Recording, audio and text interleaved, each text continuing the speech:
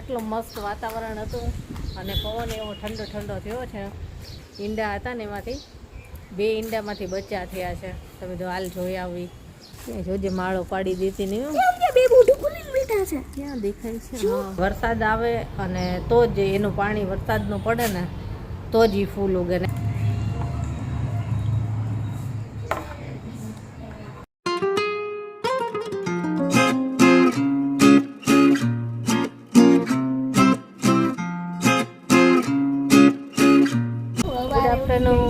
જય શ્રી કૃષ્ણ. કેમ છો બધા? મજામાં જશો. તો આજ તો બપોરે વિડીયો ચાલુ કર્યો અને જો વાતાવરણ એટલું મસ્ત વાતાવરણ હતું અને પવન એવો ઠંડો ઠંડો થયો છે. વરસાદ આવતો હતો પણ થોડીક વાર બંધ થયો છે. તો કીધું ચાલો આપણે ઉપર આટો મારી આવી, કેમ કે જેનીએ કીધું મને કે મમ્મી ઓલા બુલબુલના બચ્ચા હતા, બચ્ચાને ઈંડા હતા ને એમાંથી 2 ઈંડામાંથી બચ્ચા થયા છે. તમે તો હાલ જોઈ આવી. એક ઈંડું એમ નામ છે પણ બીજા 2 ઈંડામાંથી બચ્ચા થઈ ગયા છે. એકનું તો અહીંથી દેખાય છે ઉપરથી. તો જોઈ કાલે એક હતું, આજે અત્યારે સવારમાં હું ગઈ ને જોવા તો એક હતું અને હજી એક બાકી કાલે થયું હતું અને એક આજે થયું ને હજી એક ઈંડું બાકી છે. જો બતાવું તમને, ગુલાબી છે. જો અહીંયા છે. ત્યાં જોજે માળો પાડી દેતી નહીં છે. ક્યાં દેખાય છે? હા એને એમ કહીને મમ્મી આયા કેમ ગઈ જો અહીંયા આ ડાળખી આડી આવે. જો આ રહ્યા, હજી ડાળખી આડી આવે છે. જો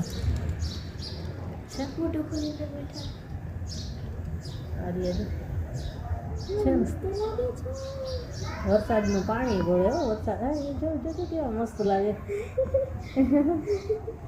એને ખાલી ખાવાની જ ખબર પડતી અત્યારે તો. એમાં આવે ને એટલે એ ખાલી મોઢો ખોલે, પાછા સૂઈ જાય છે ને એક ઈંડું હજી બાકી છે. હમણાં પાછા ઊંચા થશે.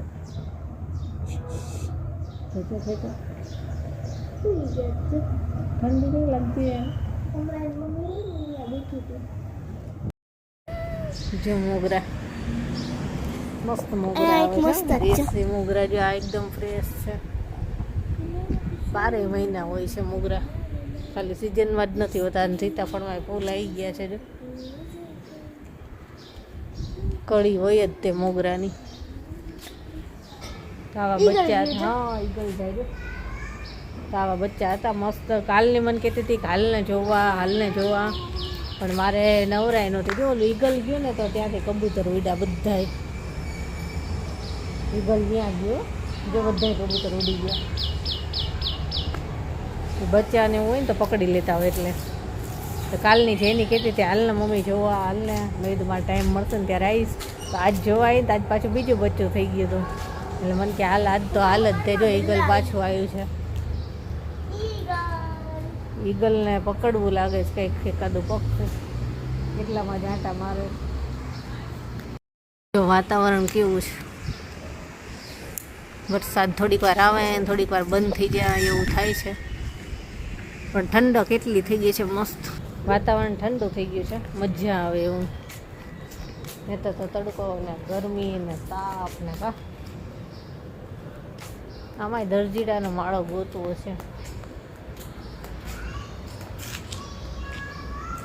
અને પાન બહુ ઘાટા ને એટલે ખબર ઓછી પડે આમાં. વાતાવરણ સરસ છે. તો આજે શું આવ્યું? બટરફ્લાય.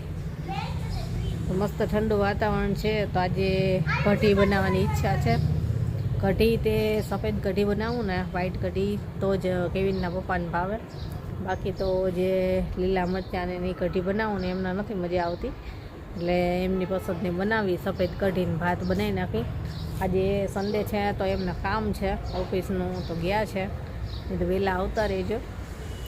ક્યાંક બહારે જાઉં તો આટો મારવા, કેમ કે વાતાવરણ સરસ છે ને તો અત્યારે ક્યાંક જવાની ઈચ્છા થાય. બાકી તડકો ને ગરમી હોય તો ક્યાંય જવાનું મન ન થાય.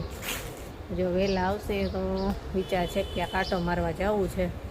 આવશે તો હાલો થોડીક રસોઈની તૈયારી કરી લઈ, એટલે આવે તો પછી ક્યાંક જવું હોય તો જઈ શકાય.